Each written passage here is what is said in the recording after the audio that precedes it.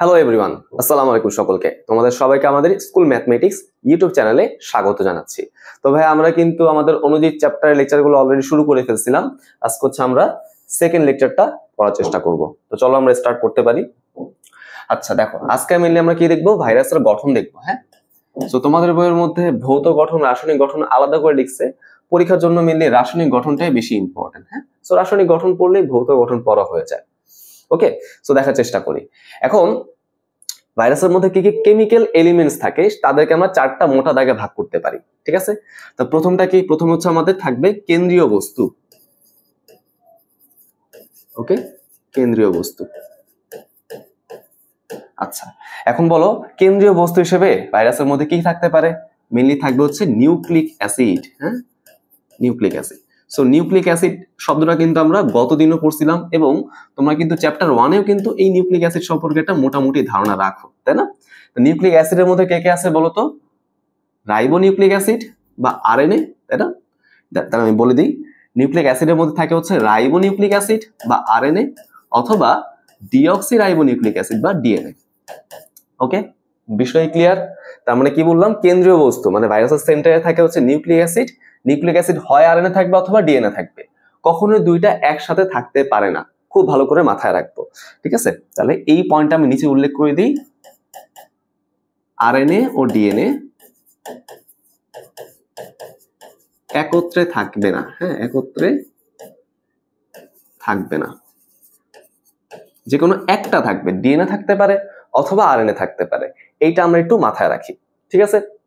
আচ্ছা, এখান থেকে আচ্ছা একটু পড়লে হচ্ছে। এরপর চলে আসো আমাদের পরেরটা, সেটা কি? সেটা হচ্ছে ক্যাপসিড। ওকে, ক্যাপসিড। ক্যাপসিড শব্দটার মানে কি জানো? আবরণ তুমি বলতে পারো, ঠিক আছে? এটা মানে তুমি হচ্ছে অনেকটা আবরণ তুমি বলতে পারো, ঠিক আছে? তাহলে বলো এই ক্যাপসিড মেইনলি কি নিয়ে তৈরি হবে? এটা মেইনলি তৈরি হবে হচ্ছে প্রোটিন নিয়ে, ঠিক আছে? প্রোটিন নিয়ে। কেমনে বুঝলাম ভাই এটা প্রোটিন নিয়ে? কারণ ওই যে চিন্তা করে দেখো বর্ডেন এন্ড পিরির কথা, তারা কি বলছিল? রাসায়নিকভাবে ভাইরাস হচ্ছে দুইটা জিনিস নিয়ে তৈরি, একটা নিউক্লিক অ্যাসিড আর একটা হচ্ছে প্রোটিন। পরবর্তীতে আমরা পরীক্ষা নিরীক্ষা করে দেখতে পারছি নিউক্লিক অ্যাসিডটা হচ্ছে সেন্টারে থাকে এবং তাকে সুরক্ষিত রাখার জন্য, হ্যাঁ, তাকে অক্ষত করে রাখার জন্য তার বাইরে হচ্ছে একটা প্রতিরক্ষামূলক একটা আবরণ তৈরি হয়।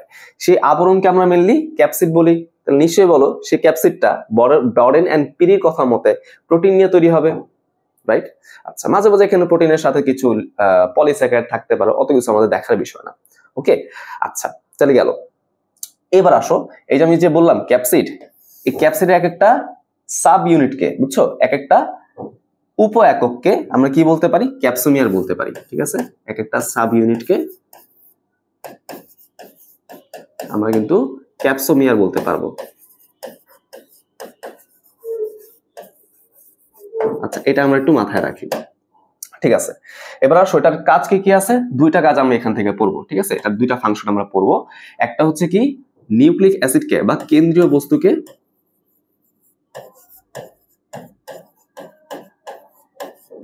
সুরক্ষা দেয়, প্রোটেক্ট করে। দেন কি হতে পারে? এটা হচ্ছে অ্যান্টিজেন হিসেবে কাজ করতে পারে। অ্যান্টিজেন। এখন তোমাদের কোনো প্রশ্ন জাগতেই পারে যে ভাই অ্যান্টিজেন মানে কি? অ্যান্টিজেন মানে হচ্ছে এমন সব পদার্থ যেগুলো হচ্ছে আমাদের বডি চেনে না, বুঝতে পারছো? এবং ভাইরাস যখন আমাদের বডিকে অ্যাটাক করে, এই ভাইরাসের এই প্রোটিন আবরণটাই হচ্ছে সেই অ্যান্টিজেন হিসেবে কাজ করে, তাই না? এই অ্যান্টিজেনই হচ্ছে আমাদের বডি কি করে? রিকগনাইজ করার চেষ্টা করে, বুঝছো, চিনে রাখার চেষ্টা করে, রাইট? আচ্ছা, তোমরা হয়তো এখন কথা একটু আনক্লিয়ার লাগতে পারে যে ভাই কেন এটা এত বড় ডিল, তাই না? এটা আমি কেন এত বেশি ইম্পর্টেন্স দিয়ে পড়ি? তোমরা যখন হচ্ছে আমাদের জুওলজি চ্যাপ্টার 10 পড়বা, হ্যাঁ, মানবদেহের প্রতিরক্ষা কিভাবে কাজ করে, সেখানে আমরা খুব ভালো মতো জিনিসটা পড়বা। আমাদের বডিতে যে বি লিম্ফোসাইট আছে, সেই বি লিম্ফোসাইট হচ্ছে অ্যান্টিবডি তৈরি করার মাধ্যমে আমাদের বডিকে প্রোটেক্ট করার চেষ্টা করে। এখন অ্যান্টিবডি কিন্তু অলওয়েজ অ্যান্টিজেনকে দেখে তৈরি হয়, অ্যান্টিজেনের রেসপন্সে তৈরি হয়। ওকে, এই জন্য অ্যান্টিজেন জিনিসটা অনেক বেশি ইম্পর্টেন্ট। সো ভাইরাসের ক্ষেত্রে নর্মালি এই প্রোটিন আবরণটাই হচ্ছে অ্যান্টিজেন হিসেবে কাজ করে। ওকে, আচ্ছা আরেকটা কথা তোমাদের বইয়ে লেখা আছে, সেটা হচ্ছে সর্দি জ্বরে হাঁচির উদ্রেক করে। হ্যাঁ, সর্দি জ্বরে হাঁচির উদ্রেক করে, মানে হাঁচি তৈরি করে আর কি। তোমরা যদি একটু খেয়াল করে দেখো ভাইয়া, সর্দি কখনোই হাঁচি ছাড়া তৈরি হয় না। যার হচ্ছে সর্দি লাগছে নিশ্চয়ই সে আগে কি করছে, কয়েকটা হাঁচি দিচ্ছে, তাই না? এই হাঁচির মাধ্যমে আমি বুঝতে পারি আমাদের বডিতে কি হয়েছে, এই সর্দি জ্বরের জন্য যে ভাইরাসটা দায়ী, যার নাম হচ্ছে রাইনো ভাইরাস, এই রাইনো ভাইরাসটা আমাদের বডিতে প্রবেশ করছে। ওকে, এটা তোমরা একটু খেয়াল করবা। তোমাদের যাদের এখন সর্দি লাগছে একটু ভালো করে মনে করে দেখো, তোমাদের 2-1 দিন আগে কি তোমরা অনেক বেশি হাঁচাহাঁচি করতেছিলে এখন, হ্যাঁ, একসাথে কয়েকটা হাঁচি দিচ্ছে, এরকম হয়েছে কিনা? আমি অলওয়েজ এই জিনিসটা খেয়াল করছি। ওকে, কেন এরকম হয়? কারণ আমাদের বডি হচ্ছে বুঝে ফেলে যে রাইনো ভাইরাসটা চলে আসছে, সেই রাইনো ভাইরাসের ক্যাপসিডটা কি করে, অ্যান্টিজেন হিসেবে কাজ করে। এই অ্যান্টিজেনের সাথে ফাইট করার জন্য আমাদের বডিতে এরকম ভাবে একটা মেকানিজম তৈরি হয়, যার ফলে আমাদের বডি হাঁচি তৈরি করে, তাই না? আচ্ছা, তো এই হচ্ছে আমাদের বলতে পারো যে ক্যাপসিডের ব্যাখ্যাটা। অনেক একটু লেন্দি করে ফেলতেছি নাকি বলতো? আচ্ছা, আমি একটু শর্ট রাখবো, কোনো সমস্যা নেই। আচ্ছা, এরপর ভাই বহিস্থ আবরণ। বহিস্থ আবরণ, যেটাকে আমরা কি বলতে পারি, এনভেলপ।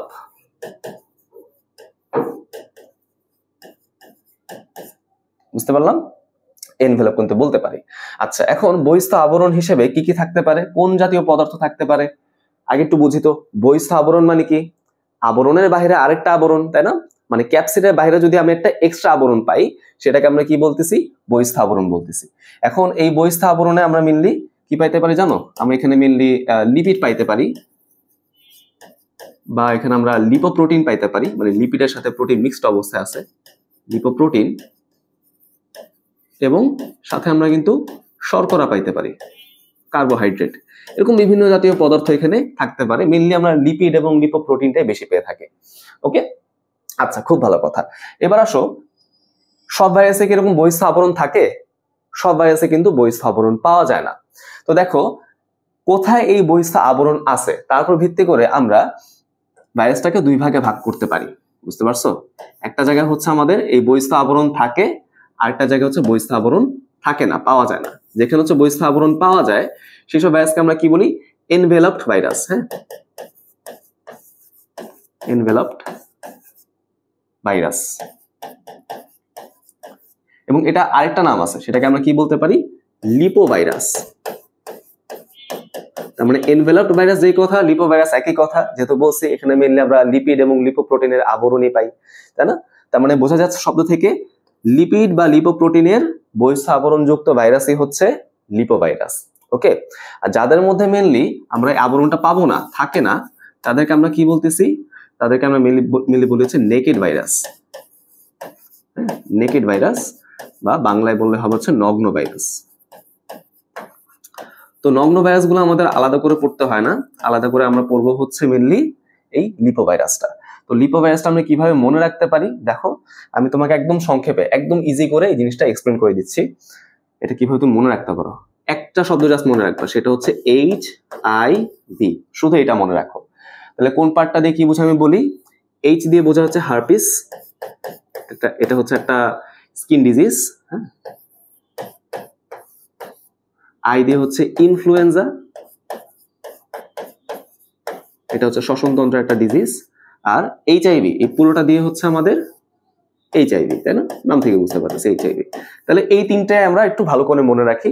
আরো কিন্তু হওয়া সম্ভব কিছু কিছু সার্স ভাইরাস, যেমন ধরো করোনা ভাইরাস এটার মধ্যে অন্তর্ভুক্ত, বাট আমরা অত কঠিন করে কিছু পড়তেছি না, সিম্পল রাখবো।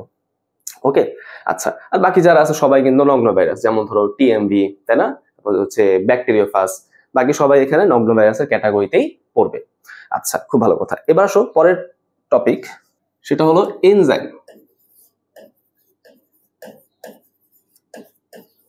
আমরা একটু এনজাইম নিয়ে পড়ার চেষ্টা করি। এখন তোমরা যারা ভাইয়া প্রথম ক্লাসটা করছো, অথবা যারা বইটা খুব ভালো মতো পড়ছো, তোমরা বলতে পারো যে ভাই ভাইরাসের মধ্যে তো কোনো এনজাইম পাওয়া যায় না, তাই না? ভাইরাসের মধ্যে তো কোনো যে পুষ্টিক্রিয়া নাই, কেন নাই বলো তো? এনজাইম থাকে না। তাহলে ঠিক আছে, বেসিক কথা কি, ভাইরাসের মধ্যে কিন্তু কোনো এনজাইম থাকে না, বাট কিছু কিছু এক্সেপশন কিন্তু এখানে পাওয়া যেতে পারে, বুঝছো?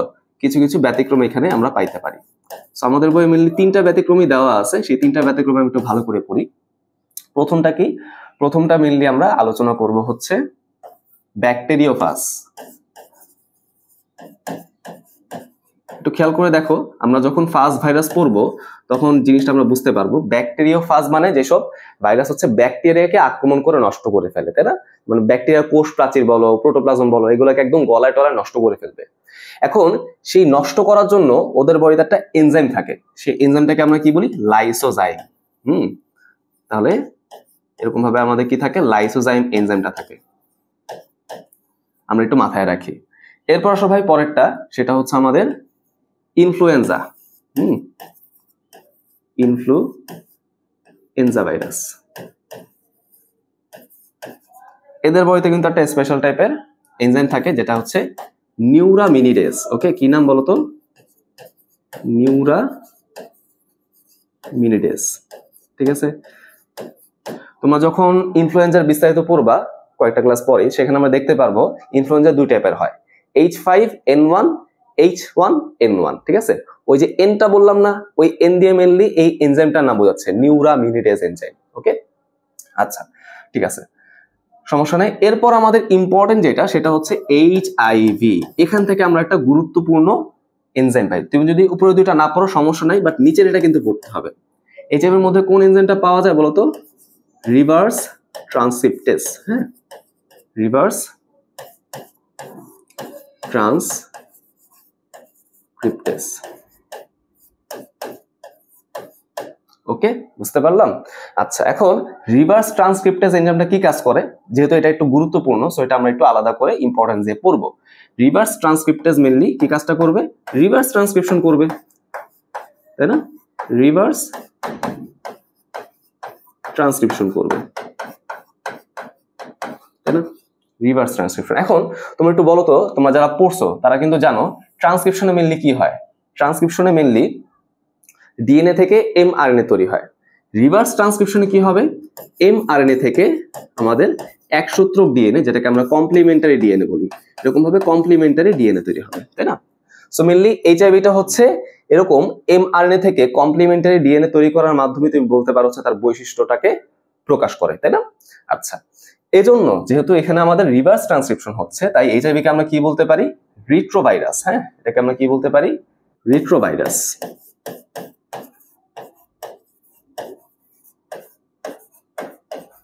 খুবই ইম্পর্টেন্ট, আমাদের বই জাস্ট একটাই রিট্রোভাইরাসের কথা লেখা আছে, সেটা হচ্ছে এইচআইভি। তাহলে একটু খেয়াল করে দেখো ভাইয়া, এইচআইভি কিন্তু এখানেও আছে লিপোভাইরাস, আবার এইচআইভি কিন্তু এখানেও আছে রিট্রোভাইরাস, তাই না? আচ্ছা, এখান থেকে মনে হয় একটা ইনফরমেশন আমার মিসিং গেছে, সেটা হচ্ছে যে লিপোভাইরাস বললাম না, এই যে এখানে লিপিড আর লিপোপ্রোটিন, এই ইউনিটগুলার যদি লিপিড এবং লিপোপ্রোটিন থাকে, তাদের এক একটা সাব ইউনিটকে আমরা কি বলতে পারি? পেপ্লোমিয়ার। হ্যাঁ, এখানে সাব ইউনিটকে আমরা বলবো হচ্ছে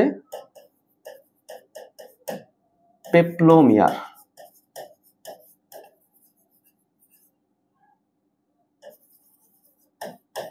তাহলে একটু খেয়াল করো, আমি আরেকটু দেখাই আনি। ক্যাপসিডের সাব ইউনিট হচ্ছে ক্যাপসোমিয়ার, আর এনভেলপের সাব ইউনিট হচ্ছে পেপ্লোমিয়ার, একটু মাথায় রাখি। আচ্ছা, তাহলে আমাদের এই এনভেলপ বিশিষ্ট ভাইরাস হচ্ছে এইচআইভি আমরা দেখতে পারলাম, আবার এখানেও দেখতে পারলাম কি এই রিভার্স ট্রান্সক্রিপশন করে কোন ভাইরাস?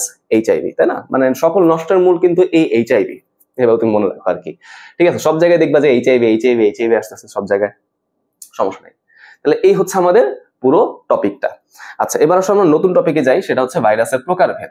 ভাইরাসকে বিভিন্ন বৈশিষ্ট্য উপর ভিত্তি করে আমরা প্রকারভেদ করতে পারি, তবে আমরা জিনিসগুলোকে একটু সাজানো আকারে একটু ইম্পর্টেন্স ওয়াইজ পড়ার চেষ্টা করব।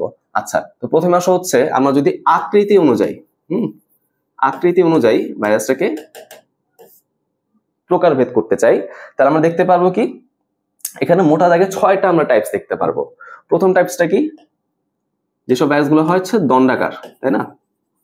দৈর্ঘ্য বড় প্রস্থ ছোট, এরকম ভাইরাসগুলো হচ্ছে আমাদের দণ্ডাকার বা রড শেপড ভাইরাস। হ্যাঁ, রড শেপড ভাইরাস। আচ্ছা, এটার মধ্যে আমি কি পাবো? আমি তোমাদের একটু ছন্দ মানে ছন্দ দিয়ে একটু পড়ানোর চেষ্টা করি।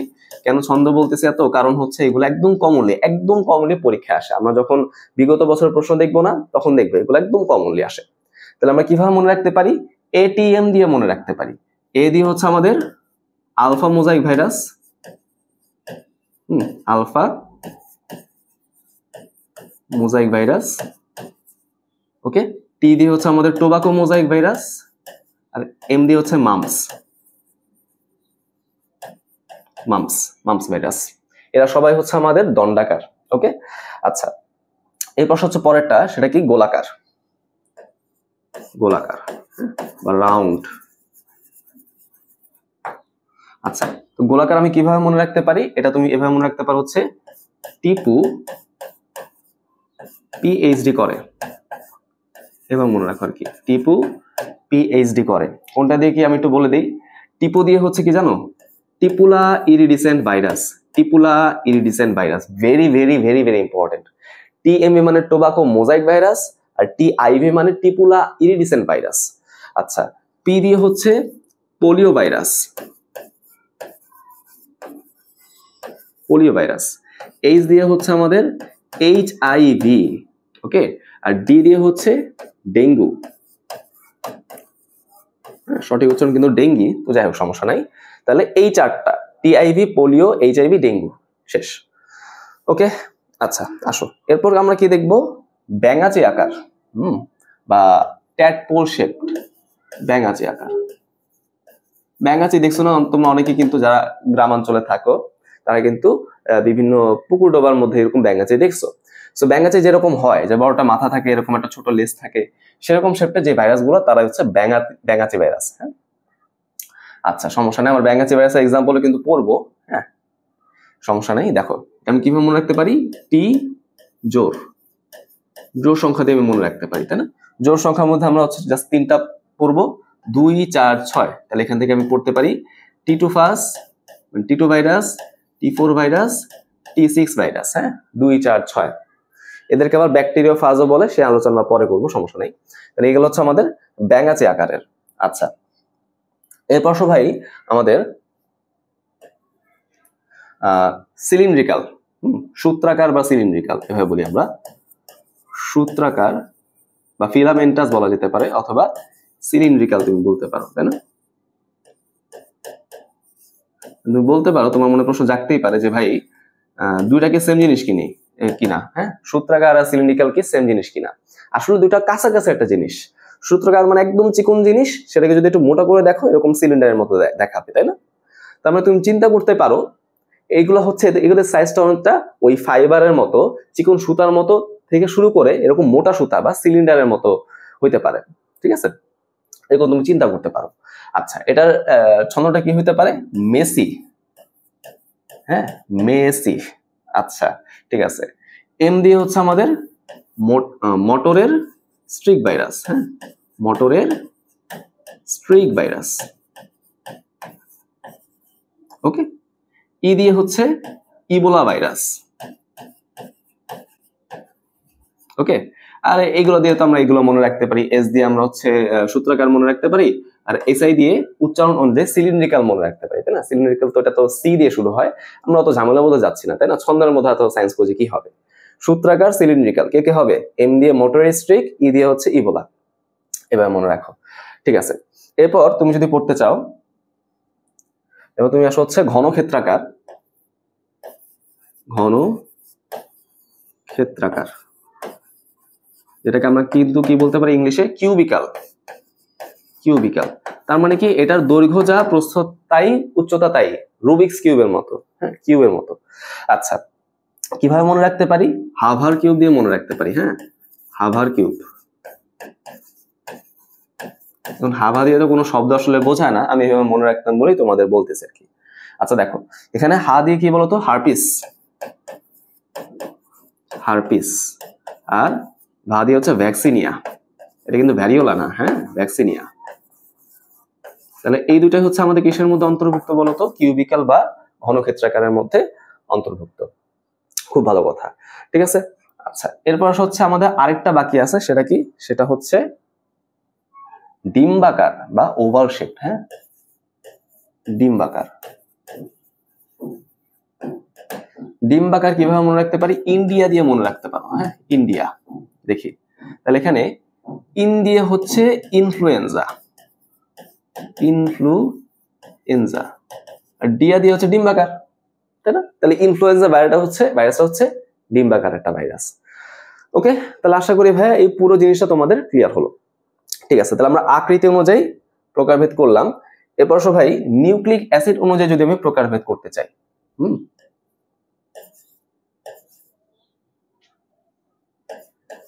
নিউক্লিক অ্যাসিড অনুযায়ী, তাহলে বলো একটা ভাইরাসের মধ্যে কি কি নিউক্লিক অ্যাসিড থাকতে পারে?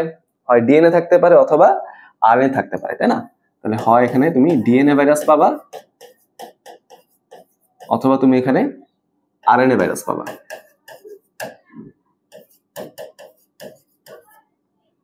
ওকে, বিষয়টা কি ক্লিয়ার? আচ্ছা ঠিক আছে। এবার এখান থেকে কিন্তু আমি তোমাদের অত বেশি এক্সপ্লেনেশন করে কিছু পড়াবো না, সিম্পল কিছু ইনফরমেশন তোমাদের বলে দিব। তাহলে দেখো তো একটু মাথা খাটাই এখন। ডিএনএ ভাইরাসের মধ্যে নিউক্লিক অ্যাসিড কি থাকবে? দ্বিসূত্রক ডিএনএ। ডিএনএ তো দ্বিসূত্রকই হয়, তাই না? ওই যে ডাবল হেলিক্স মডেল তোমাদেরকে মনে আছে, তাই না? দ্বিসূত্রক ডিএনএ থাকবে, খুব ভালো কথা।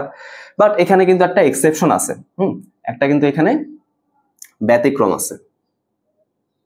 যদি আমি ব্যতিক্রমটা দেখতে চাই, তাহলে ব্যতিক্রমটা কি? নিশ্চয়ই বুঝতে পারতেছি, ডিএনএটা কি হবে? একসূত্রক হয়ে যাবে। তাহলে দ্বিসূত্রক না হয়ে কিছু কিছু ক্ষেত্রে একসূত্রক ডিএনএ কিন্তু পাওয়া যেতে পারে, তাই না? আচ্ছা, কাদের ক্ষেত্রে এরকম একসূত্রক ডিএনএ পাওয়া যেতে পারে? যারা হচ্ছে মেনলি পার্ভোভিরিডি, এই গোত্রের মধ্যে অন্তর্ভুক্ত। হ্যাঁ, পার্ভোভিরিডি এই গোত্রের মধ্যে যারা অন্তর্ভুক্ত হবে। আচ্ছা, এই গোত্রের মধ্যে আসলে কোন কোন প্রজাতিগুলো অন্তর্ভুক্ত থাকতে পারে? দেখো, Shy-X174 এই নামে একটা ভাইরাস থাকতে পারে, অথবা M13 কলিফাস। M13 কলিফাস, হ্যাঁ, এটা কিন্তু থাকতে পারে। ওকে ভাই, আমার বিষয়গুলো বুঝতে পারছি, আশা করি এটা আমাদের ক্লিয়ার। আচ্ছা, একটা কথা বলতে তো ভুলেই গেলাম, যে দ্বিসূত্রক ডিএনএ, ঠিক আছে, তাহলে নর্মাল গুলো আগে একটু পরে নেওয়া উচিত ছিল, তাই না? ডিএনএ ভাইরাস কিরকম হয়? দ্বিসূত্রক হয়। কারা কারা এরকম দ্বিসূত্রক আছে সেগুলো একটু পড়ার দরকার ছিল না, আগে এক্সেপশনে চলে গেছি। আচ্ছা দেখো, এটা আমরা খুব সহজে একটা ছন্দ দিয়ে মনে রাখতে পারি। কিভাবে ছন্দ দিয়ে মনে রাখতে পারি? দেখো, এরকম টিপুর ভাই টিটু, হ্যাঁ, টিপুর ভাই টিটু ভ্যানিলা হতে ফ্রান্সে এলো। হ্যাঁ, এরকম ভাবে মনে রাখো, ভ্যানিলা হতে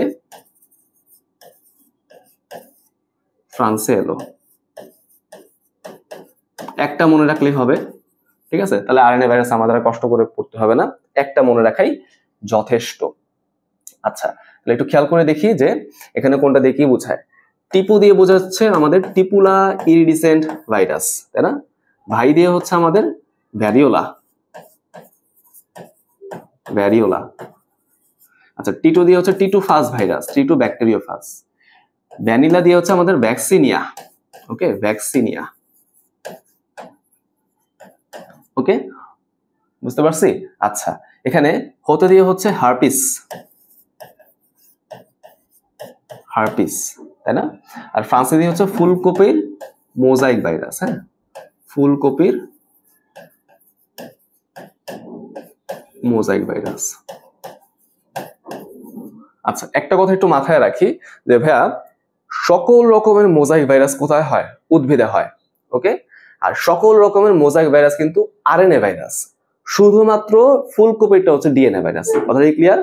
তাহলে মোজাইক ভাইরাসের মধ্যে শুধুমাত্র ফুলকপিটা হচ্ছে ডিএনএ ভাইরাস, বাকি সব মোজাইক কিন্তু আরএনএ ভাইরাস। ওকে, আচ্ছা, আর এই যে এ দিয়ে হচ্ছে আমাদের অ্যাডিনো ভাইরাস। শেষ, ঠিক আছে? এই কয়েকটা তুমি মনে রাখো, তাইলে কিন্তু যথেষ্ট, এখান থেকে পরীক্ষায় দিবে ইনশাআল্লাহ। আচ্ছা, এবার তাহলে আসো, তুমি যদি এখন আরএনএ ভাইরাসে আসো, হ্যাঁ, তো ডিএনএ ভাইরাস থেকে আর কিছু পড়ার দরকার নেই, একটু পড়াই হচ্ছে মোর দেন এনাফ। এবার আরএনএ ভাইরাসে আসো, তাহলে আরএনএ ভাইরাসে মেইনলি কি থাকবে? নিউক্লিক অ্যাসিডটা একসূত্রক আরএনএ, তাই না? একসূত্রক আরএনএ। আর তুমি যদি এখন আরএনএ ভাইরাসের এক্সাম্পল গুলো পড়তে চাও, তাহলে কষ্ট করে পড়ার দরকার নাই, এগুলো মনে রাখবা, বাকিগুলো হচ্ছে আরএনএ ভাইরাস। যেমন ধরো, তুমি এখানে কোভিডের কথা চিন্তা করতে পারো। হ্যাঁ, কোভিড তো এটা তো রোগের নাম, তাই না? ভাইরাসের নামটা কি? করোনা ভাইরাস, তাই তো? আরো ভালোভাবে বললে কি হবে? SARS-CoV-2, অত কিছু দরকার নাই। তারপর কি হইতে পারে বলো তো? TMV হইতে পারে, তাই না? তারপর ধরো এখানে কিন্তু আরো কিন্তু অনেক হইতে পারে, বুঝছো? আচ্ছা, আমি বলে দিই, ধরো আরো আমাদের পোলিও হইতে পারে, ডেঙ্গু হইতে পারে, তাই না?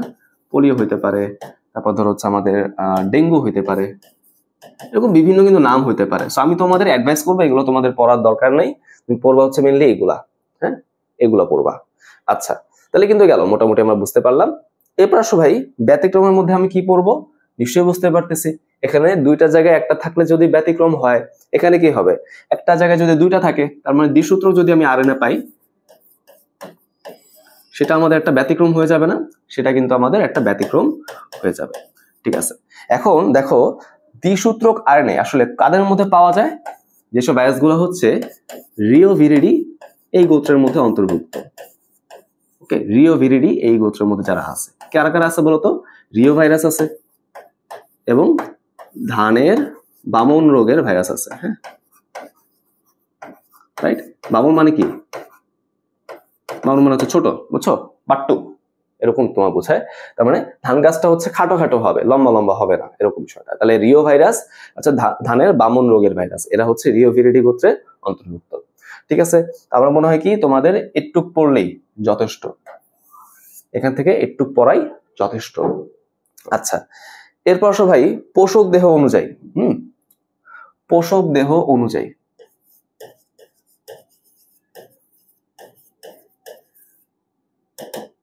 তাহলে পোষক দেহ অনুযায়ী আমি কিভাবে হচ্ছে এটাকে ক্যাটাগরাইজ করতে পারি খেয়াল করে দেখো। এটা অত বেশি ইম্পর্টেন্ট না, জাস্ট তোমাদের বই আছে বলে আমি একটু সামান্যভাবে এক্সপ্লেন করতেছি। 4টা ক্যাটাগরি তোমার এখানে সম্ভব। একটা হচ্ছে আমাদের হইতে পারে উদ্ভিদ ভাইরাস, হ্যাঁ, উদ্ভিদ ভাইরাস। তারপর হইতে পারে ধরো প্রাণী ভাইরাস। তারপর হইতে পারে ধরো ব্যাকটেরিওফাজ।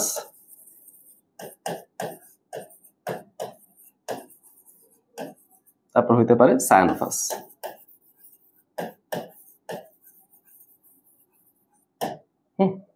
এরকমই হইতে পারে। এখান থেকে আমি খুব বেশি তোমাদের কোনো ইনফরমেশন দেব না। মনে রাখবা উদ্ভিদ ভাইরাস গুলো মেইনলি কি ভাইরাস হবে জানো? এটা মেইনলি হয় আরএনএ ভাইরাস, মেইনলি হয় আরএনএ ভাইরাস। তবে এখানে এক্সেপশন আছে না, ওই যে আমরা পড়ছিলাম কি ফুলকপির মোজাইক, সেটা কিন্তু একটা ডিএনএ ভাইরাস হয়। প্রাণী ভাইরাস মেজরলি কি হয়? ডিএনএ ভাইরাস হয়, তবে এটা কিন্তু ইউনিভার্সাল কিছু না। যেমন ধরো পোলিও ভাইরাস, হ্যাঁ, তারপর ধরো হচ্ছে কোভিড ভাইরাস, তাই না? মানে এটাকে কি বলে? করোনা ভাইরাস বলে, তাই না? মাথায় রাখবা কোভিডটা কিন্তু রোগের নাম, করোনাটা হচ্ছে ভাইরাসের নাম। ওকে, তারপর ধরো ডেঙ্গু, তাই না, চিকুনগুনিয়া, সবই কিন্তু আরএনএ ভাইরাস, তাই না? তবে হ্যাঁ, মানুষের ক্ষেত্রে কিন্তু আমরা বেশিরভাগই আরএনএ দেখতে পারি, বাট তুমি যদি অন্যান্য প্রাণীও যদি একসাথে চিন্তা করো দেখা যাবে কি বেশিরভাগই হচ্ছে ডিএনএ ভাইরাস চলে আসে। সো আমরা জাস্ট একটু কি পড়লাম। ব্যাকটেরিওফাজ মানে খেয়াল করে দেখো, ফাজ ভাইরাস মানে কি জানো? যেসব ভাইরাসগুলো হচ্ছে অন্য কোনো সজীব কোষের উপর আক্রমণ করে সেই কোষটাকে নষ্ট করে ফেলে। ওকে, আমরা সামনে হচ্ছে এক্সপ্লেন করে পড়বো, কোনো সমস্যা নাই। আপাতত একটু মনে রাখো ফাজ, এই ফাজ শব্দটা মানে হচ্ছে ভক্ষণ করা, খেয়ে ফেলা, বুঝতে পারছো? অর্থাৎ যারা হচ্ছে অন্য কোনো সজীব কোষের উপর আক্রমণ করে ওই কোষটাকেই নষ্ট করে ফেলে, তাই না? আমরা কি পড়ছিলাম? ভাইরাস একটা পরজীবী, তাহলে পরজীবী হইলে যে সেটা সবসময় ওই অপর জীবটাকে ক্ষতি করবে এরকম না কিন্তু। বাট ব্যাকটেরিওফাজ গুলো হচ্ছে সবসময় বা ফাজ ভাইরাস গুলো সবসময় অপর কোষটার ক্ষতি করে। ওকে, যদি সে হচ্ছে ব্যাকটেরিয়ার কোনো কোষের মধ্যে যে প্রবেশ করে সেটা হচ্ছে ব্যাকটেরিওফাজ। ওকে, আবার ধরো এই ফাজ ভাইরাস যদি কোনো সায়ানোব্যাকটেরিয়ার গায়ে প্রবেশ করে, সায়ানোব্যাকটেরিয়ার ভিতরে প্রবেশ করে, সেটা হচ্ছে সায়ানোফাজ। ক্লিয়ার বিষয়টা? তার মানে ব্যাকটেরিয়া প্রবেশ করলে ব্যাকটেরিওফাজ, আর সায়ানোব্যাকটেরিয়া প্রবেশ করলে সায়ানোফাজ। তাহলে এটার মধ্যে কে কে আছে? ওই যে আমরা টি সিরিজভুক্ত যে ভাইরাসগুলো দেখছি, T2, T4, T6 এগুলো আছে, তাই না? এগুলো নিয়ে আমরা বিস্তারিত আলোচনা করব। আর সায়ানোফাজের মধ্যে কে কে আছে বলতো দেখি? আমাদের LPP1, তারপর হচ্ছে LPP2, এরকম। ঠিক আছে, LPP দিয়ে কিন্তু একটা ফুল ফর্ম বোঝায়। ঠিক আছে, যেমন ধরো লিংবা, তারপর হচ্ছে আমাদের প্লেকটোনেমা, ফর্মিডিয়াম টাইপ 1, এরকম বলতে পারো। তোমার এত কিছু তো পড়ার কোনো প্রয়োজন নাই, জাস্ট এগুলো আমরা একটু শিখবো। ঠিক আছে, অর্থাৎ দেখো খেয়াল করে, যদি সায়ানোফাজ আমি চিন্তা করি, 3টে স্পেশাল টাইপের আমরা সায়ানোব্যাকটেরিয়া আছে যাদের মধ্যে একটা ভাইরাস আক্রমণ করতে পারে। হ্যাঁ, লিংবা, তারপর ধরো হচ্ছে আমাদের প্লেকটোনেমা, তারপর ফর্মিডিয়াম, এই 3টাকে একটা ভাইরাস এসে আক্রমণ করতে পারে, এরকম তুমি চিন্তা করতে পারো। তো যাই হোক, সো এই হচ্ছে আমাদের ক্যাটাগরিগুলো, প্রকারভেদগুলো কিন্তু এই পর্যন্ত পড়লেই এনাফ। হ্যাঁ, তোমাদের বইয়ে আরো সামনে কিছু প্রকারভেদ আছে, বাট সেগুলো কিন্তু আমরা পড়াশোনার মধ্যে পড়ে ফেলছি। যেমন রেট্রোভাইরাসের কথা আমরা কিন্তু বলছি, তাই না? এরকম সমস্যা নাই। আচ্ছা, আসো এবার হচ্ছে ভাইরাসের পরজীবিতা। এই টপিকটা আমরা কিন্তু অলরেডি অনেকখানি পড়ে ফেলছি, এখন জাস্ট আমরা একটু রিভাইজ করব। তো আমরা কিন্তু শিখছিলাম কি ভাইয়া, ভাইরাস হচ্ছে একটা স্পেশাল টাইপের পরজীবী, তাই না? কিরকম স্পেশাল টাইপের? এটা হচ্ছে একটা বাধ্যতামূলক পরজীবী। হ্যাঁ, বাধ্যতামূলক পরজীবী হয়। তো কেন এটাকে আমরা বাধ্যতামূলক পরজীবী বলতেছি ভাই, এটা কিন্তু আমরা অলরেডি এক্সপ্লেন করে দিচ্ছি, তাই না? কেন আমরা শুধু পরজীবী বললাম না, বাধ্যতামূলক পরজীবী বলার কারণটা কি, এটা হচ্ছে আমরা লেকচার 1-এ পড়ে ফেলছি। সেকেন্ড কথাটা কি, ওদের যে পরজীবীটা, হ্যাঁ ওদের যে পরজীবীটা এটা কিন্তু অনেক বেশি সুনির্দিষ্ট হয়। তাহলে এটা হচ্ছে ওদের পরজীবীটা কি হয়, সুনির্দিষ্ট হয়, সুনির্দিষ্ট পরজীবিতা থাকে। ওকে, এখন তোমার মনে প্রশ্ন জাগতেই পারে ভাই সুনির্দিষ্ট বলতে কি বোঝায়? সুনির্দিষ্ট মানে একটু খেয়াল করো ভাইয়া, ভাইরাসগুলো কি করে, রোগ তৈরি করে, তাই না? এখন সে যার বাড়িতে যাবে তার বাড়িতে যে রোগ তৈরি করবে এমন কোনো কথা নাই। এক একটা ভাইরাস একটা নির্দিষ্ট প্রজাতির জন্য বা একটা নির্দিষ্ট প্রাণীর জন্য হচ্ছে রোগ তৈরি করতে পারে। ওকে, তাহলে এখানে দুইটা ক্যাটাগরি আছে। তাহলে ভাইরাসগুলো হচ্ছে কি করতে পারে, নির্দিষ্ট জীবে বা প্রাণীতে, এভাবে চিন্তা করো, নির্দিষ্ট জীবে রোগ তৈরি করতে পারে। যেমন ধরো মোজাইক ভাইরাস দিয়ে কিন্তু কখনোই হচ্ছে একটা গরু বা একটা ছাগল বা একটা মানুষ কিন্তু আক্রান্ত হইতে পারে না। মোজাইক ভাইরাস সবসময় হচ্ছে একটা উদ্ভিদকে আক্রমণ করবে, এরকম। আবার কি হইতে পারে, এরা হচ্ছে নির্দিষ্ট জীবের নির্দিষ্ট অঙ্গে আক্রমণ করতে পারে, বুঝছো? নির্দিষ্ট অঙ্গে তারা রোগ বিস্তার করতে পারে। যেমন এই যে আমরা বলতেছিলাম না কোভিড-19 করোনা ভাইরাস, এরা কিন্তু শুধুমাত্র আমাদের শ্বসনতন্ত্রের সমস্যা তৈরি করে, ঠিক আছে? আমাদের কিন্তু সেটা পরিপাকতন্ত্র বা রেচনতন্ত্র, জননতন্ত্র এসব জায়গায় কিন্তু সে রোগ তৈরি করতে পারে না, ঠিক আছে? তার মানে সে কিন্তু একটা নির্দিষ্ট জীব, মানুষের মধ্যে রোগ তৈরি করতেছে, আবার মানুষের একটা নির্দিষ্ট জায়গা, নির্দিষ্ট তন্ত্রের মধ্যে, শ্বসনতন্ত্রের মধ্যে রোগ তৈরি করতেছে। তাহলে এই সুনির্দিষ্টটা দুই রকম হয়, জীবের ক্ষেত্রে সুনির্দিষ্ট, আবার জীবের একটা স্পেসিফিক অঙ্গের ক্ষেত্রে কিন্তু সুনির্দিষ্ট। তাহলে এখন আমার মনে প্রশ্ন জাগতেই পারে যে ভাই কেন আমি এদেরকে এত বেশি সুনির্দিষ্টতা পাচ্ছি, তাই না? এরকম তুমি চিন্তা করো। আচ্ছা, কারণ হচ্ছে আমরা কিন্তু শিখছিলাম ভাইয়া আমাদের ভাইরাসের মধ্যে একটা রাসায়নিক পদার্থ অ্যান্টিজেন হিসেবে কাজ করে, তাই না? সেটা কি ছিল বলতো? প্রোটিনের আবরণ বা ক্যাপসিড, তাই না? বিষয়টা এরকম, রাইট?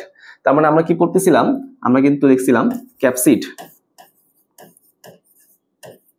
এই ক্যাপসিডটা কিন্তু অ্যান্টিজেন হিসেবে কাজ করতো, বুঝছো? অ্যান্টিজেন হিসেবে কাজ করতো।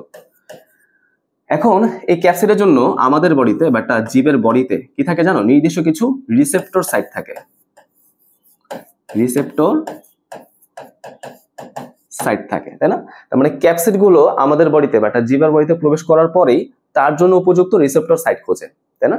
এই রিসেপ্টর সাইট গুলো কিন্তু নির্দিষ্ট জীবে থাকে, আবার নির্দিষ্ট জীবের নির্দিষ্ট অঙ্গে থাকতে পারে, তাই না? তার মানে ভাইরাসগুলো যখনই এরকম ভাবে রিসেপ্টর সাইট পাবে তখনই সে রোগ তৈরি করতে পারবে, আদারওয়াইজ কিন্তু রোগ তৈরি করতে পারে না। এই কথাটা আমরা খুব ভালো করে মাথায় রাখি। তাহলে ভাই আমরা নিশ্চয়ই এই টপিকটা বুঝতে পারলাম, আশা করি এটা আমাদের ক্লিয়ার। এখন এখানে ভাই একটু ঝামেলা আছে। ঝামেলাটা কি? ঠিক আছে ভাই, আমরা এই জিনিসটা বা এই পড়াটা থেকে আমরা কি ক্লিয়ার হইতে পারলাম বলতো? এখান থেকে আমরা এই জিনিসটা ক্লিয়ার হইতে পারলাম যে একটা গরুর ভাইরাস কিন্তু কখনোই ছাগলকে আক্রমণ করতে পারে না, তাই না? বা একটা মানুষের ভাইরাস কিন্তু কখনো একটা পিঁপড়াকে আক্রমণ করতে পারে না, এরকম বিষয়টা। আমি জানি তোমাদের মনে একটা প্রশ্ন জাগতেছে যে ভাই ঠিক আছে সবই বুঝলাম, ভাইরাসটা হচ্ছে অনেক বেশি সুনির্দিষ্ট হয়, তাই না? তারা নির্দিষ্ট জীবে রোগ তৈরি করে, নির্দিষ্ট অঙ্গে রোগ তৈরি করে, সবই ঠিক আছে। বাট এই যে রিসেন্টলি 2020 সাল 2021 সালের দিকে যে করোনা মহামারী ছিল, তাই না? সেখানে যে করোনা ভাইরাসটা ছিল, সেটা তো এরকম বৈশিষ্ট্য শো করতেছিল না, তাই না? কারণ কি, করোনা ভাইরাস কার ছিল? বাদুড় বা পাখি জাতীয় প্রাণীতে তারা হচ্ছে রোগ তৈরি করতো, রাইট? এইটা তাহলে কিভাবে মানুষের বডিতে এসে রোগ তৈরি করলো? হ্যাঁ, সে যদি পাখিতেই এরকম রোগ তৈরি করে, সেটা কেমনে আবার পাখি চেঞ্জ করে আবার মানুষের বডিতে এসে রোগ তৈরি করতে পারে, তাই না? তো এইগুলো এক্সেপশন, ব্যতিক্রম। সেই ব্যতিক্রম ধর্মী ভাইরাসগুলোকে আমরা কি বলতে পারি জানো? তাদেরকে মেনলি বলা যায় হচ্ছে ইমার্জিং ভাইরাস। কি বলি বলতো? ইমার্জিং ভাইরাস, এটা একটু মাথায় রাখি। তাহলে ইমার্জিং ভাইরাস কারা? আমি একদম সংক্ষেপে সোজা বাংলায় বলতে পারি কি, যেসব ভাইরাস হচ্ছে তাদের পোষক পরিবর্তন করছে, যেসব ভাইরাস তাদের পোষক পরিবর্তন করে ফেলছে। সুনির্দিষ্টতার জন্য তারা যেই পোষকে আগে আক্রমণ করত, এখন তারা সেই পোষকে আক্রমণ করতেছে না, বুঝতে পারছো? নতুন পোষকে আক্রমণ করতেছে। আচ্ছা, এখন তাহলে তুমি বলতে পারো যে কেন ভাই সে পোষক কেমনে পরিবর্তন করলো, তাই না? আচ্ছা, বিষয়টা এরকম চিন্তা করো যে আমাদের কতগুলা, মানুষের কথা চিন্তা করো, আমাদের কতগুলা হাত আছে বলো তো? দুইটা না?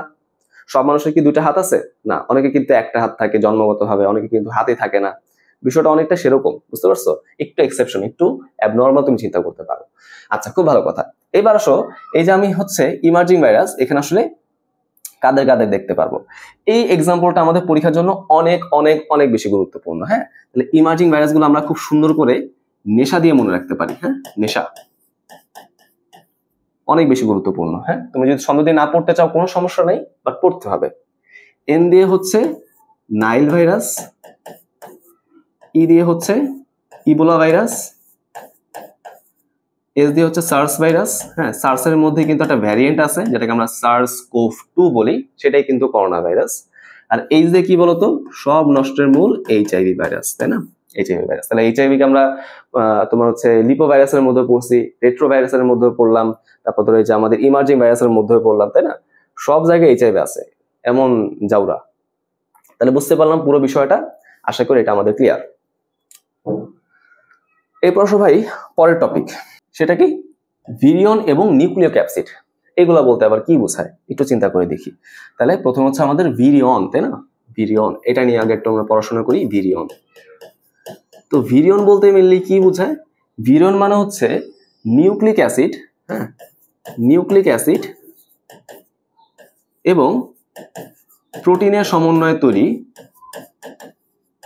প্রোটিনের সমন্বয়ে তৈরি সংক্রমণ ক্ষমতা সম্পন্ন সম্পূর্ণ ভাইরাস। হ্যাঁ, সংক্রমণ ক্ষমতা সম্পন্ন সম্পূর্ণ একটা ভাইরাস। তাহলে দেখো, আমি একটু শব্দগুলো আরেকবার একটু এক্সপ্লেন করে দিচ্ছি তোমাদের জন্য, একটু খেয়াল করে দেখো। খেয়াল করে দেখো, আমরা যে এই যে বড এন্ড পিরির কথা, নিউক্লিক অ্যাসিড প্রোটিন থাকবে। হ্যাঁ, তাহলে ভিরিয়নের মধ্যে নিউক্লিক অ্যাসিড আছে, প্রোটিন আছে, তাই না? তাহলে কোনো কিছু কমতি নাই, তাহলে বলতে পারবো না এটা হচ্ছে একটা সম্পূর্ণ ভাইরাস, বলা যায়, রাইট? আচ্ছা, তাহলে বলতে পারো ভাই তাহলে এত কঠিন করার দরকার কি ছিল? ভাইরাস মানেই তো সম্পূর্ণ ভাইরাস হবে, তাই না? ভাইরাস মানে তো তার মধ্যে নিউক্লিক অ্যাসিড প্রোটিন থাকবে। বিষয়টা এরকম? বিষয়টা কিন্তু এরকম না। কিছু কিছু ভাইরাস আছে যাদের মধ্যে নিউক্লিক অ্যাসিড নাই, কিছু কিছু ভাইরাস আছে যাদের মধ্যে আমাদের প্রোটিন নাই, তাই না? যদি দুইটাই থাকে তাদেরকে আমরা মিলি সম্পূর্ণ ভাইরাস বলি। এই সম্পূর্ণ ভাইরাসগুলো যদি সংক্রমণ করতে পারে, রোগ তৈরি করতে পারে, সংক্রমণ করা মানে কি? আহত করা, রোগ তৈরি করা। যদি তাদের মধ্যে এরকম সংক্রমণ ক্ষমতা থাকে, তাহলে তাদেরকে আমরা মিলি কি বলতে পারি? ভিরিয়ন বলতে পারি। ওকে, তাহলে মনে হয় তোমরা এখন গেস করে ফেলছো যে নিউক্লিও ক্যাপসিড বলতে আসলে কি বোঝায়। নিউক্লিও ক্যাপসিড এটা বলতে আসলে কি বোঝায় অনেকে হয়তো গেস করে ফেলছো। তাহলে এখন একটু খেয়াল করে দেখো, এটার বৈশিষ্ট্যগুলো হচ্ছে অনেকটা এরকমই। এটার মধ্যে আমাদের নিউক্লিক অ্যাসিড থাকবে, এটার মধ্যে প্রোটিন থাকবে, নিশ্চয়ই এটাও কিন্তু আমাদের কি হবে? সম্পূর্ণ ভাইরাস হবে, তাই না? কিন্তু কিন্তু এইটার মধ্যে কিন্তু সংক্রমণ ক্ষমতা থাকবে না, বুঝছো? তার মানে এরা কিন্তু সম্পূর্ণ হইলেও রোগ তৈরি করতে পারে না। ওকে, এটা আমাদের একটু মাথায় রাখতে হবে, ঠিক আছে? আচ্ছা, এখানে এত বেশি এক্সাম্পল পড়ার দরকার নেই, কারণ আমরা কিন্তু যত রকমের ভাইরাসের কথা শিখি তাদের বেশিরভাগ হচ্ছে ভিরিয়ন, নিউক্লিও ক্যাপসিড অত বেশি কিন্তু আমরা শিখি না, তাই না? আচ্ছা, ঠিক আছে, তাহলে এইগুলো হচ্ছে আমাদের এখান থেকে পড়াশোনাটা, ঠিক আছে? আচ্ছা, এরপর আসা হচ্ছে আমাদের একটা ইম্পর্টেন্ট পড়া, সেটা হচ্ছে আমাদের সাবভাইরাল সত্তা। সাবভাইরাল সত্তা, এটা কিন্তু অনেক বেশি গুরুত্বপূর্ণ। এখন সাবভাইরাল সত্তার মধ্যে আমরা মেনলি তিনটা আইডেন্টিটি পড়ি, বুঝছো? তিনটা আইডেন্টিটি। প্রথম হচ্ছে আমাদের ভিরয়েডস, ভিরয়েডস, তারপর হচ্ছে আমাদের প্রিয়ন্স, এবং লাস্টে হচ্ছে আমাদের স্যাটেলাইট।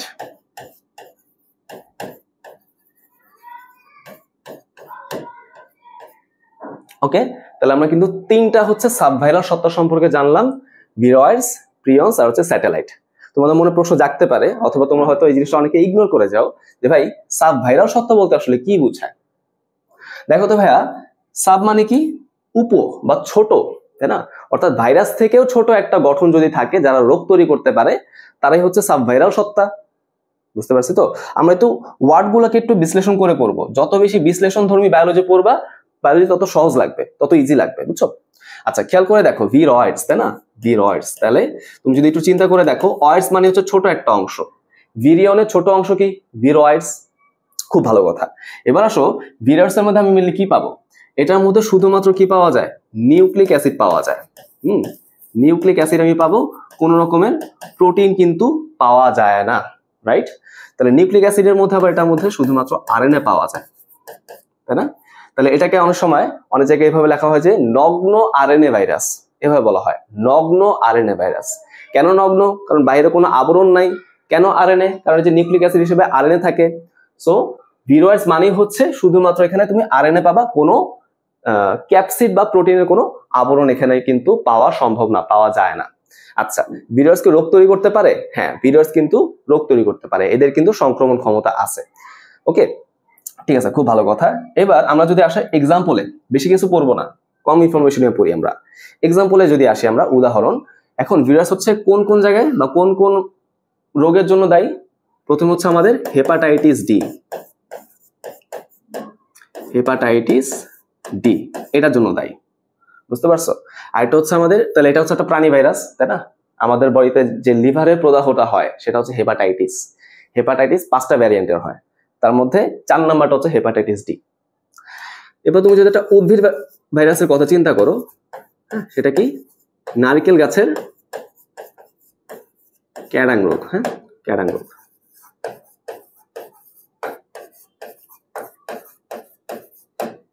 ওকে, এরকম বিষয়টা। আচ্ছা, চিন্তা করে দেখো, তোমাদের বইয়ে হয়তো এরকম ভাবে একটা ইনফরমেশন লেখা আছে যে ভিরোস হচ্ছে শুধুমাত্র উদ্ভিদে হয় আর প্রিয়ন্স হচ্ছে প্রাণীতে হয়। হ্যাঁ, সেরকম ভাবে তোমাদের বইয়ে একটা ইনফরমেশন হয়তো লেখা আছে যে ভিরোসটা হচ্ছে উদ্ভিদে রোগ তৈরি করে এবং প্রিয়ন্সটা হচ্ছে প্রাণীতে রোগ তৈরি করে। স্যাটেলাইট নিয়ে আমরা পরে আলোচনা করবো, সমস্যা নেই। কিন্তু দেখো তো ভাইয়া, হেপাটাইটিস ডি এটা কি আমাদের একটা উদ্ভিদের ভাইরাস হলো? না, এটা কিন্তু একটা প্রাণীর ভাইরাস। তার মানে হেপাটাইটিস ডি নিয়ে যখন আমরা আলোচনা শুরু করলাম, এই ইনফরমেশনটা কিন্তু আর ভ্যালিড রইল না, তাই না? বাট তোমাদের বই যেহেতু লেখা আছে, তোমরা পড়ো যে ভিরস মেনলি উদ্ভিদের রোগের জন্য দায়ী আর প্রিয়ন্স হচ্ছে প্রাণীর রোগের জন্য দায়ী, তাই না? আচ্ছা, তাহলে এই কয়েকটা ইনফরমেশন আমরা কিন্তু পড়লাম। এবার চলে আসা হচ্ছে পরেরটা, প্রিয়ন্স, তাই না? প্রিয়ন্স। আচ্ছা দেখো তো, প্রিয়ন্স যে নামটা, এই নামে কিন্তু একটা অর্থ আছে, বুঝছো? পিআর দিয়ে বোঝাচ্ছে প্রোটিনেশিয়াস, আই দিয়ে ইনফেকশিয়াস, আর ওএন দিয়ে বোঝাচ্ছে পার্টিকেল। অর্থাৎ যারা হচ্ছে প্রোটিন দিয়ে তৈরি, প্রোটিনেশিয়াস যে অংশগুলো আছে, এবং যারা হচ্ছে সংক্রমণ ধর্মী, সংক্রমণ করতে পারে, রোগ তৈরি করতে পারে, ইনফেকশন তৈরি করতে পারে, তাহলে প্রোটিনেশিয়াস, ইনফেকশিয়াস, রাইট? বুঝতে পারছি? তার মানে এখানে কিন্তু কোনো নিউক্লিক অ্যাসিড থাকবে না, ওদের মধ্যে থাকবে কি? শুধুমাত্র প্রোটিন থাকবে, প্রোটিনের আবরণ। হ্যাঁ, প্রোটিন ফাইব্রিল, তারাই হচ্ছে আমাদের প্রিয়ন্স। ওকে, আচ্ছা, এখন আসো এই প্রিয়ন্সটা কে আবিষ্কার করছে? এই প্রিয়ন্সের আবিষ্কর্তা কে সেটা দেখার চেষ্টা করি। আবিষ্কর্তা হচ্ছে স্ট্যানলি বি প্রুজিনার। কেন এটা আমি আলাদা করে বললাম? কারণ এটা কিন্তু বিগত বছরের পরীক্ষায় আসছে, মনে রাখাটাও ইজি। দেখো, প্রিয়ন্সের পি, প্রোটিনের পি, আর হচ্ছে প্রুজিনারের পি। ওকে, বুঝতে পারছি কি?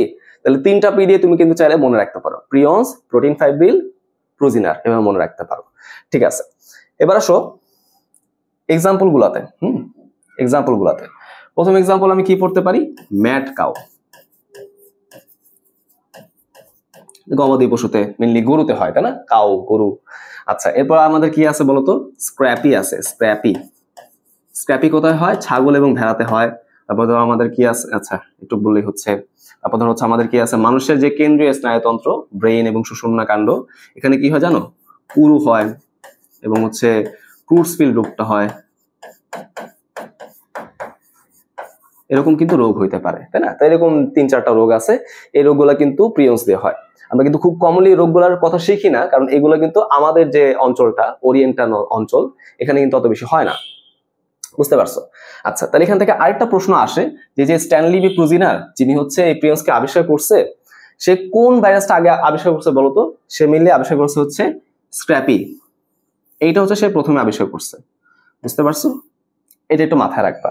হ্যাঁ, তাহলে এটা আমি লিখে দিই, সর্বপ্রথম আবিষ্কৃত প্রিয়ন্স, তো মাথায় রাখবো। হ্যাঁ, আর প্রিয়ন্সকে আমরা উদ্ভিদে পাই না, শেষ। আচ্ছা, এবার ভাই স্যাটেলাইট, তাই না? স্যাটেলাইট, স্যাটেলাইট কিন্তু আমরা হয়তো চ্যাপ্টার 1 যখন পড়ছিলাম তখন কিন্তু আমরা দেখছিলাম, তাই না? স্যাটেলাইট, স্যাট ক্রোমোজোম, গৌণকুঞ্চন, ওইসব জিনিসপাতিগুলা। এখন ভাই দেখো স্যাটেলাইটের মধ্যে মেইনলি কি থাকে, এটার মধ্যে মেইনলি থাকে হচ্ছে নিউক্লিক অ্যাসিড, বুঝছো? কোনো প্রোটিনের আবরণ কিন্তু এখানে পাওয়া যায় না, এবং নিউক্লিক অ্যাসিড হিসেবে এখানে ডিএনএও থাকতে পারে অথবা আরএনএও থাকতে পারে, বুঝছো? দুইটা যে কোনো একটা থাকতে পারে। আমরা কি দেখছিলাম ভাইয়া, দেখো তো আমরা দেখছিলাম ভিরার্সের মধ্যে শুধুমাত্র আরএনএ পাওয়া যায়, বাট স্যাটেলাইটে ডিএনএ আরএনএ দুইটাই পাওয়া যেতে পারে। এখন স্যাটেলাইটটা আরেকটু ভাবে ডিফারেন্ট, অন্য একটা রকম ভাবে ডিফারেন্ট। কিরকম সেটা? এই স্যাটেলাইট হচ্ছে সংক্রমণ ধর্মী নয়, বুঝছো? ও সংক্রমণ ক্ষমতা একটু অন্যরকম। কিরকম? ও হচ্ছে কখনো একা একা রোগ তৈরি করতে পারে না, অন্য একটা ভাইরাসের সাহায্য নিয়ে তাকে হচ্ছে রোগ তৈরি করতে হবে, ঠিক আছে? তার মানে রোগ তৈরি করার জন্য, রোগ সৃষ্টি করার জন্য পোষক দেহে অন্য ভাইরাসের সাহায্য নিতে হবে, ঠিক আছে? পোষক দেহে অন্য ভাইরাসের সহায়তা প্রয়োজন।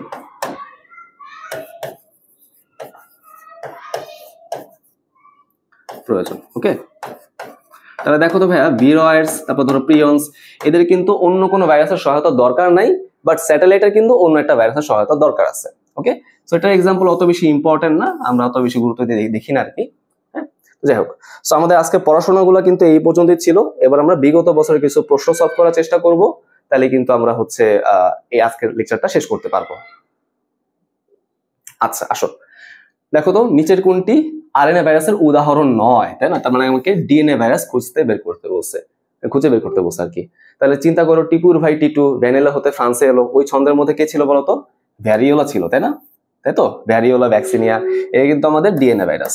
আমরা যেহেতু শুধুমাত্র ডিএনএ ভাইরাসই পড়ছিলাম, তাহলে আমরা ডিএনএ ভাইরাসই খুঁজলাম, তাই না? তাহলে দেখো মামস, র্যাবিস, পোলিও সবাই কিন্তু আরএনএ ভাইরাস হবে বাই ডিফল্ট। ওকে, চলো তাহলে আমরা আগাই। দেখো কোন ভাইরাস হচ্ছে ঘনক্ষেত্রাকার, তাই না? এটা কিভাবে মনে রাখছিলাম বলতো? হাভার কিউব, এভাবে মনে রাখছিলাম না? হাভার কিউব, ঘনক্ষেত্রাকার মানে কি? কিউবিকাল, রাইট? তাহলে দেখো হারপিস এবং ভ্যাকসিনিয়া এরকম আছে। কোনটা আছে বলতো অপশনের মধ্যে? ভ্যাকসিনিয়াটা আছে, তাহলে ভ্যাকসিনিয়া আমাদের সঠিক উত্তর। চলো আমরা আগাই। সংক্রমণ ক্ষমতাহীন ভাইরাসকে আমরা কি বলি? নিউক্লিয় ক্যাপসিড। ক্ষমতা থাকলে আমরা ভিরিয়ন বলতাম, আর না থাকলে নিউক্লিয় ক্যাপসিড। আচ্ছা আগাই। কোন উদ্ভিদের ভাইরাসের ডিএনএ থাকে? নিশ্চয়ই আমাদের ফুলকপির মোজাইক রোগ। দেখছো, সব মোজাইকই কিন্তু আরএনএ, ফুলকপির মোজাইকটা কিন্তু ডিএনএ, সব কিন্তু আমাদের পড়া জিনিস। নিউক্লিক অ্যাসিড এবং ক্যাপসিড নিয়ে তৈরি সংক্রমণ ক্ষমতা সম্পন্ন ভাইরাস কণাকে কি বলে? সম্পূর্ণ ভাইরাস, তার মানে ভিরিয়ন, তাই না? আচ্ছা, তারপর দেখো নিচের কোনটি আরএনএ ভাইরাস? তাহলে আমরা ডিএনএ ভাইরাস খুঁজে দেখার চেষ্টা করি। দেখো আমরা কি পড়ছিলাম? টিপুর ভাই টিটু, তাই না? তাহলে টিপু দিয়ে টিপুলের রিসেন্ট, টিটু দিয়ে হচ্ছে টিটু ফার্স্ট, তারপর ভ্যারিওলা, ভ্যাকসিন, এসব তো পড়ছি। আমি তো এইচআইভিটা পড়ি নাই, তাহলে এইচআইভিটা হচ্ছে আমাদের আরএনএ ভাইরাস। দেখছো আমরা কিভাবে হচ্ছে 50-50 মেথডে আগাতে পারছি। আচ্ছা, একটি সূত্রাকার ভাইরাসের উদাহরণ হলো, তাহলে সূত্রাকার আমরা কিভাবে মনে রাখছিলাম? মেসি, তাই না? মেসি। আচ্ছা, গ্রেটেস্ট অফ অল টাইম, তাহলে মটরের স্ট্রিক আর হচ্ছে ইবোলা। কোনটা আছে দেখো? ইবোলা আছে, তাই না? নতুন কিছু না কিন্তু। পরের প্রশ্নে আসি। রিভার্স ট্রান্সক্রিপ্টেজ এনজাইম কার্যকর হয় কোনটির ক্ষেত্রে? রিট্রোভাইরাসের ক্ষেত্রে। কে ছিল রিট্রোভাইরাস? এইচআইভি, তাই না? এসব আমরা কিন্তু পড়ছি, ঠিক আছে? সো আমাদের লেকচার এই পর্যন্ত ছিল। দেখছো আমরা যদি পড়াগুলো খুব সুন্দর করে বুঝি, বিগত বছরের প্রশ্ন আমাদের কাছে কিন্তু ডাল ভাত, তাই না? তো আমরা এইভাবে ইনশাআল্লাহ মূল বই ভিত্তিক পড়াশোনা করব। কারো যদি কোনো ডাউট থাকে অবশ্যই আমাকে কমেন্টে জানাবা। সবাই ভালো থাকো, আসসালামু আলাইকুম।